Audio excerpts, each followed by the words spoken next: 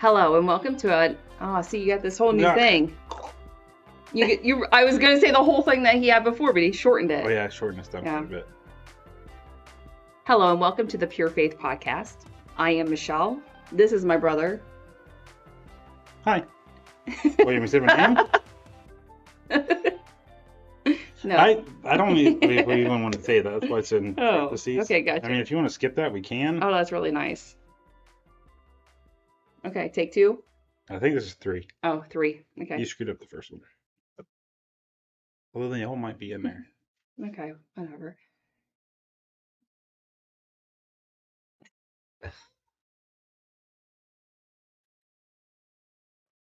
Hello and welcome to the Pure Faith Podcast.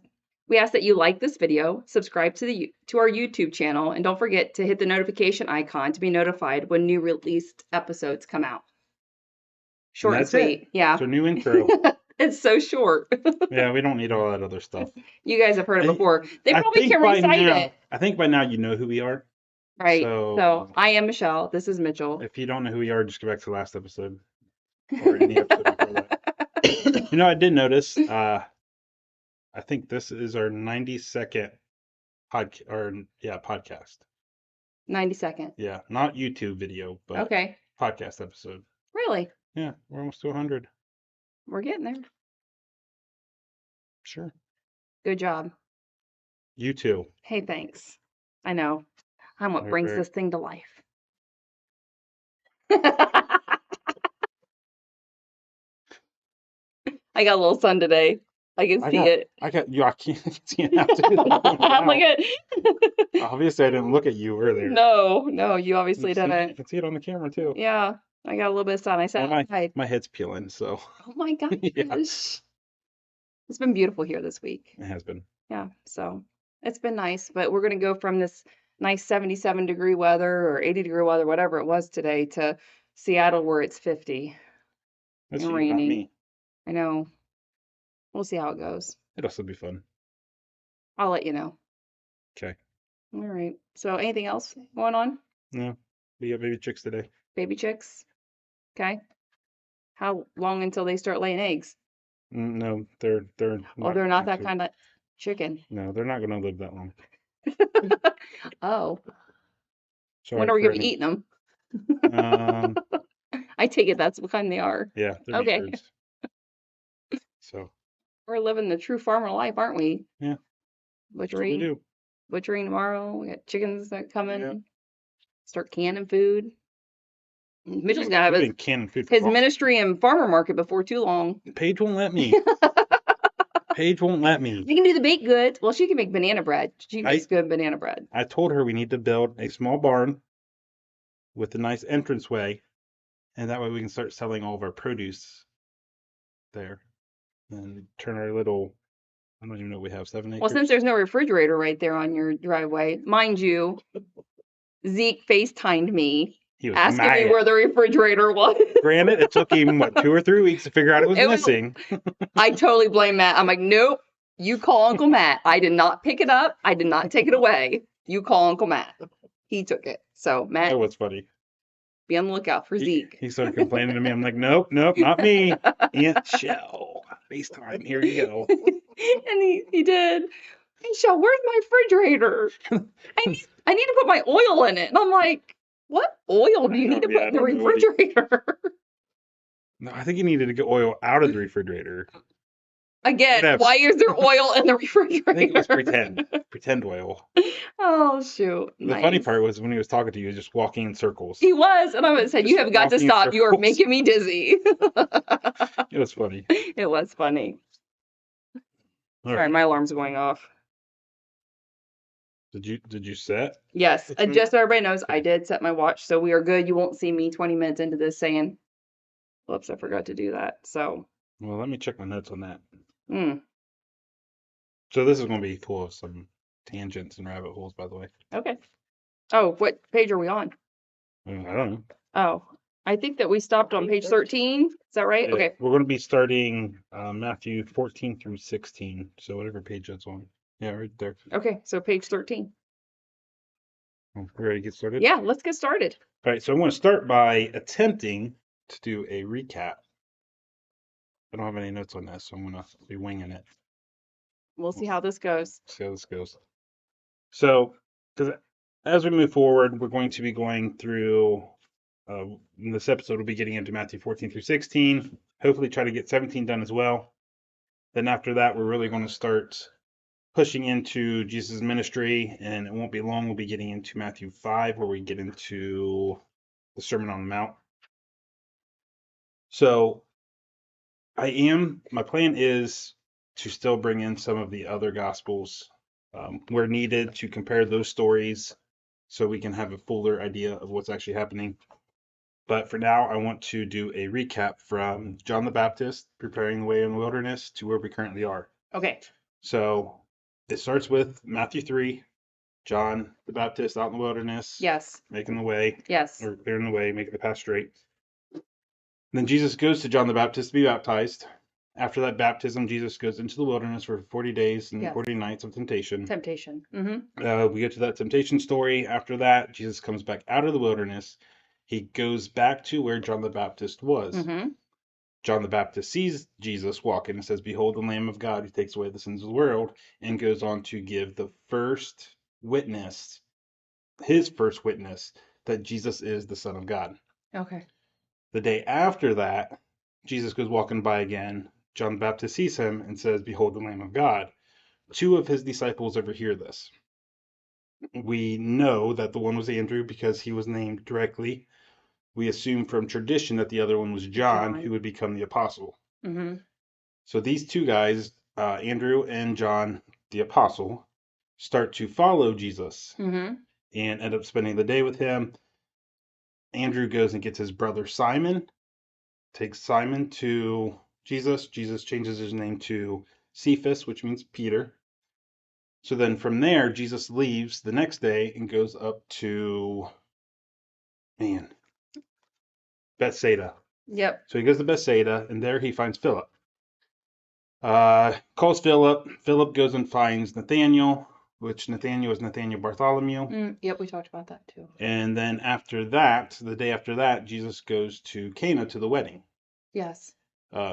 He is there with his mother and some of his other disciples. So they were all invited to the wedding on their own accord, we assume. Mm-hmm. Then that's where Jesus does his first miracle. He turns the water to wine. Yes, he does. After the wedding, his family, him by Jesus, his family, and the disciples travel to Capernaum. They spend a few days in Capernaum, and then Jesus and the disciples travel down to Jerusalem for Passover. So during this week of Passover, Jesus does two things that are recorded in the Bible. First is he clears the outer courts of the temple of the money changers, all the animals that they were selling, clears that all out. And then the other thing he does is he talks to Nicodemus. He has that meeting with Nicodemus. And it's through Nicodemus that we hear that Jesus was doing other things, other types of possibly miracles, wonders, signs. We don't know for sure. It wasn't recorded. So after this Passover week, Jesus and the disciples go out into the Judean wilderness, or to the Judean countryside. While in this countryside, they're baptizing, preaching, doing their thing. During this time is when John the Baptist is arrested. And also during this time is when Jesus learns that the Pharisees are starting to take notice that his ministry is growing bigger than what John the Baptist was. So because of these two reasons, Jesus makes the political decision to go back up north to Galilee. But on that way, he goes through Samaria and stops by Sychar and meets with the woman at the well. He ends up spending 2 days there in Samaria with this village before going back up to Galilee. When he gets back into Galilee, he is welcomed by the Galileans because they also seen what Jesus was doing in Jerusalem during that Passover. What was that? We still don't know. We don't know. But he is welcomed by the Galileans. He continues on and goes into Cana, the same place where the wedding was. While in Cana, an official from Capernaum comes down to Cana to where Jesus is and basically asks Jesus to heal his son. Jesus heals his son, second miracle conducted in Galilee. But from there, we have a possible jump in time or a gap in time because the next thing is Jesus is going down to Jerusalem again for a feast of the Jews.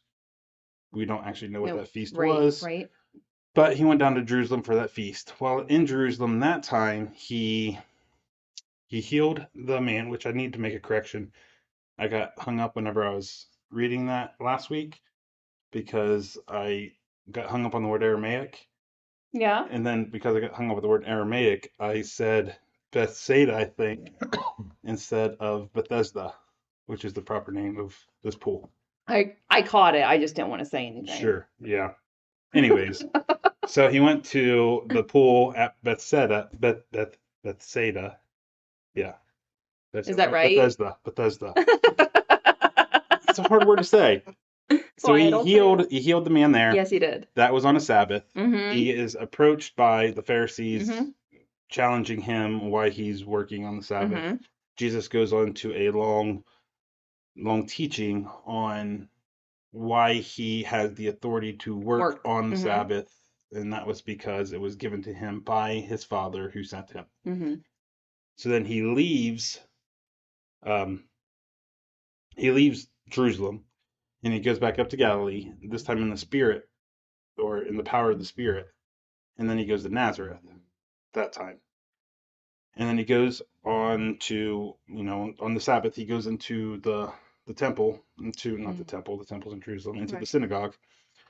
And he gives his proclamation from Isaiah that he is basically the Messiah. They try to take him out to kill him, basically. And so he ends up leaving and moving to Capernaum. So that's where we are now in the story, looking at why he chose Capernaum to move to. Right.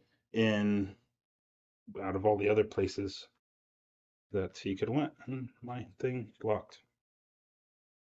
So now we have. That was a good recap. No, I hope so. No, it really was. Every time I try to do it in practicing, I'd either fall asleep or get distracted or something.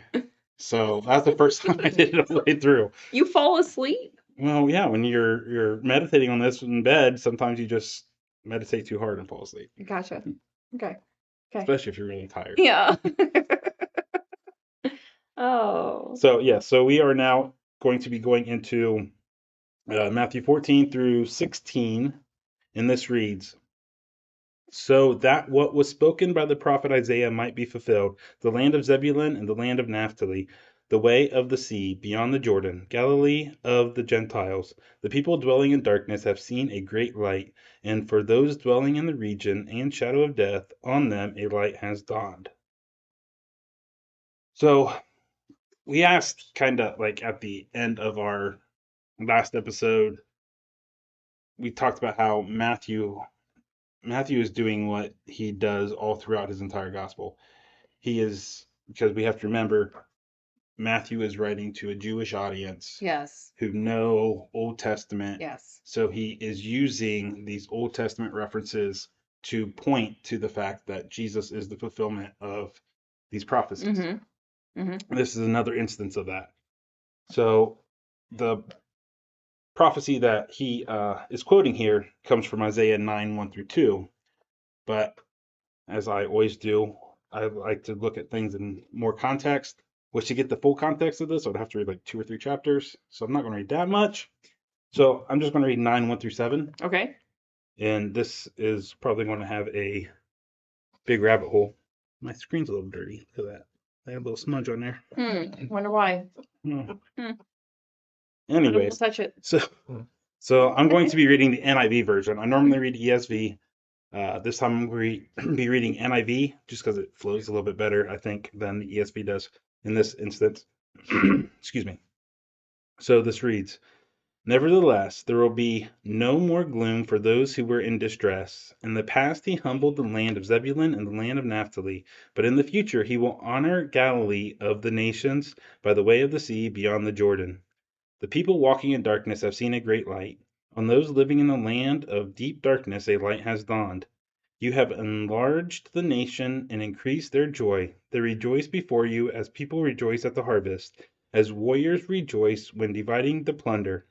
For as in the day of Midian's defeat, you have shattered the yoke that burdens them, the bar across their shoulders, the rod of their oppressor. Every warrior's boot used in battle and every garment rolled in blood will be destined for burning, will be fuel for the fire. For to us a child is born, to us a son is given, and the government will be on his shoulders, and he will be called Wonderful Counselor, Mighty God, Everlasting Father, Prince of Peace. Of the greatness of his government and peace there will be no end. He will reign on David's throne and over his kingdom, establishing and upholding it with justice and righteousness from that time on and forever. The zeal of the Lord Almighty will accomplish this. So, we're going to be doing a comparison of Matthew's abbreviated version of this with Isaiah's. But before we get into that, I really want to, I don't want to do a verse by verse breakdown of this because that would be multiple episodes. Mm-hmm. But I do kind of want to talk about it for a little bit. Okay. And none of this is in the notes. Okay. So We will sit and listen. you have to reel me in if I get going 11 minutes you got to go. Whoa, that's not nearly enough time. Well, you better get started. So the one thing I want to really highlight here is the fact that this is messianic prophecy. I know you don't like that word. You think it sounds like a big word, but it's just prophecy that's pointing to the Messiah. You laughing's cutting into your time, making fun of me. Mm-hmm. So I think yes. Gonna say I lost my place. No, that's right there. So one thing I really think we need to understand, like I said a little bit ago, Matthew is writing to the Jewish audience who understand Old Testament prophecy. Yes. Well, we have to also remember that the Jewish people of that day, the Israelites of that day, they were expecting a conquering king. Yes, they were. They were expecting a Messiah, but that Messiah to come in and pretty much eliminate all of their enemies. Yes. And so we look at this and we read this today, we know who Jesus was. We know Jesus' life. We know how it ended. We know what he was teaching. We've had a lot of years to study his words and everything else. So we have an idea when we go back and look at something like this, we see it through the lens of knowing who Jesus is. But if you change your view and try to look at it from the point of view of a Israelite prior to Jesus, expecting that conquering king, and you read it in that aspect, this does read completely different. Okay. Because once we start talking about, like here, it's talking about, let's see, as warriors rejoice when dividing the plunder. Okay, so now we're talking about warriors and war. And then the next line, for as in the day of Midian's defeat. Again, if you're looking at this through the views of an ancient Israelite before Jesus, this is screaming, hey, might, strength, like warrior. Every warrior's boot used in battle and every garment rolled in blood will be destined for burning, will be fuel for the fire. So this is saying, whenever this Messiah comes, he's going to wipe out all of our enemies. We won't need to, these guys are going to go through battle. They're going to conquer all their enemies. And then they're not going to need, all this stuff. They're not going to need that army, basically, because the Messiah is going to conquer everybody. So, this just screams. And even when we get into, for to us a child is born, to us a son is given, and the government will be on his shoulders. Well, now talk about the government being on his shoulders. We know what this is talking about again from our point of view, but looking at it from their point of view. They're saying, well, you take that and match it up with verse 7. Verse 7 reads, of the greatness of his government and peace there will be no end. He will reign on David's throne and over his kingdom. So they're looking at this, like I said, they're expecting that conquering king, and this king is going to be their king in David's place. And right now, not someone who's going to grow into. Well, because it is talking about for a child. Oh yeah, I guess it does say that. Well, hold on. For to us a child is born, to us a son is given. So, I mean, they may be expecting a child, but that child is going to grow, and whenever they grow up, they're going to be this conquering king. Mm-hmm. So, I mean, this just screams conquering king if you're looking at it through the point of view of ancient Israelites.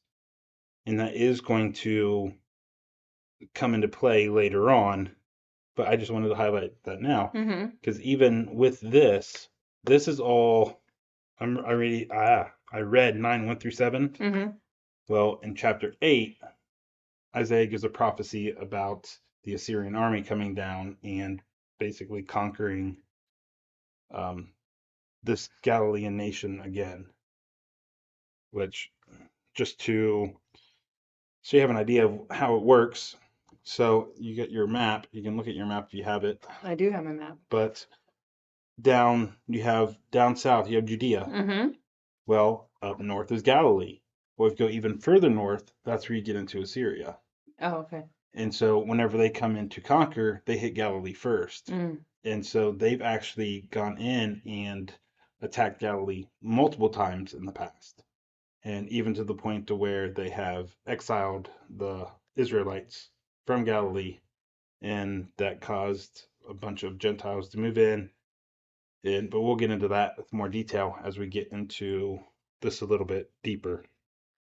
So I think I'm done on my tangent on that. I just wanted to really point that out because It'll come into play it later. just screamed at me. Mm.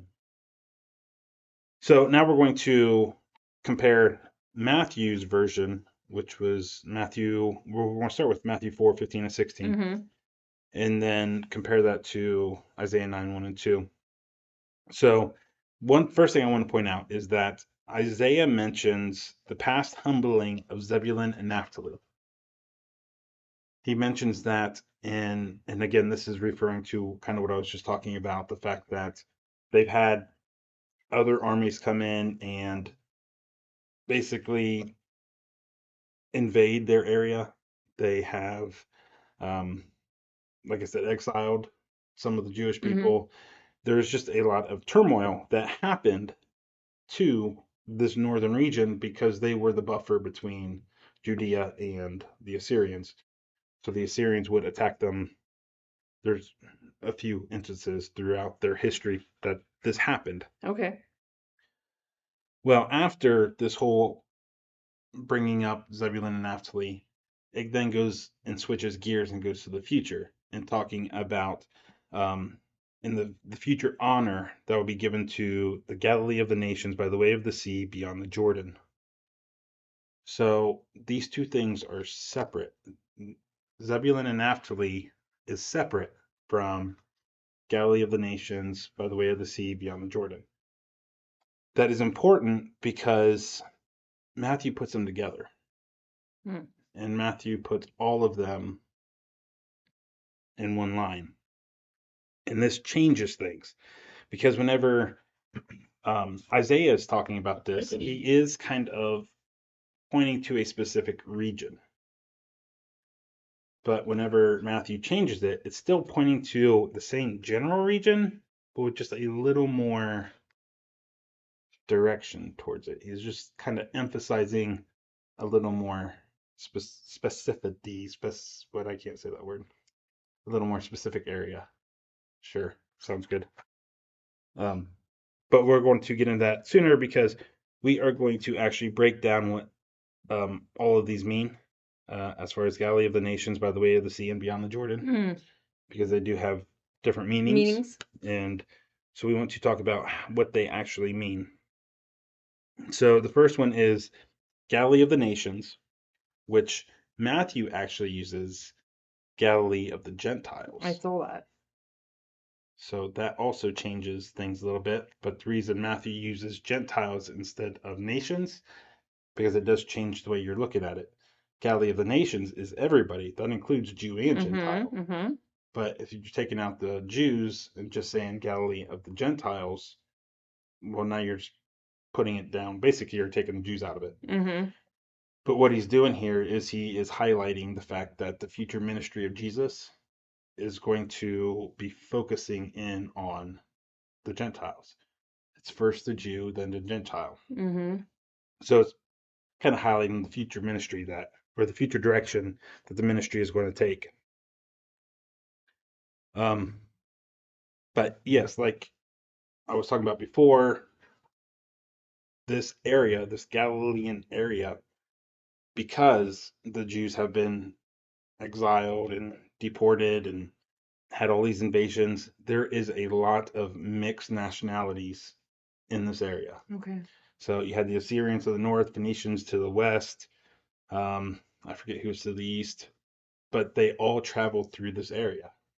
And there was a lot of people that lived in this area, and a lot of the Jews in Galilee actually worked side by side, or part of their businesses were working with these Gentile people because they were everywhere. Mm. And they traveled through this area. And this also goes along with the next one, which is the way of the sea, which something else I should point out is the Sea of Galilee is not a sea. It is a freshwater lake that's approximately 8 miles by 14 miles, I think. Okay. Obviously, I've never been there, but I'm told if you're standing on one side, you can actually see the other side. Okay. And it's freshwater. It's just, Mm. they call it a sea for some reason.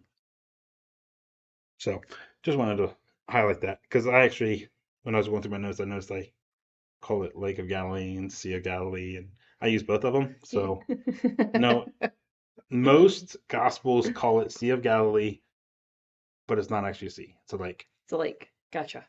So the way of the sea in both for both Isaiah and Matthew, they would have had the same idea of what this was, and this was a major traveling route that ran north to south or south to north, north and south, Okay. and it went along Capernaum, along the northwest corner of the Sea of Galilee. Okay. And this was a major thoroughfare for going north and south. And the Romans actually called it Via Maris, if I remember correctly. Yes, Via Maris. So the Romans even used it. I don't know if we actually have it on this map. Hmm. Well, let me.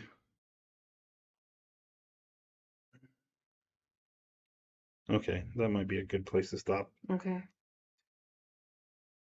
As we go any further, let's. Yeah, let's just go ahead and stop there. Okay, so we're stopping at this. So whenever we come back next week, we will be continuing on Beyond the Jordan. And then I'm going to be comparing what Isaiah was actually looking at whenever he was talking about, the Galilee of the Nations beyond the Jordan, all that, Okay. and compared to what Matthew was trying to say with that. And so, yeah. And then we wanted to get into verse 16, where we get into the imagery of light and darkness, and then finish up in 17, where we talk about, verse 17. Okay. And then maybe we'll get into verse 18. Maybe. Through 18 through 22, I think it is. Okay. That's where he calls disciples. Oh, Hey, yeah, you're up now. I have some like outro, but the thing. Oh, I was gonna say I don't have a paper. Yeah, you do. All right, so we thank you for joining us. Please leave a comment on this video or go to the contact page on purefaithliving.com to send us a message. And as always, if you like what you hear, then we ask that you share this show with others so we can all work together in spreading the good news of Jesus Christ. Don't forget to subscribe, and we will talk to you again next time. Have a blessed day, everybody.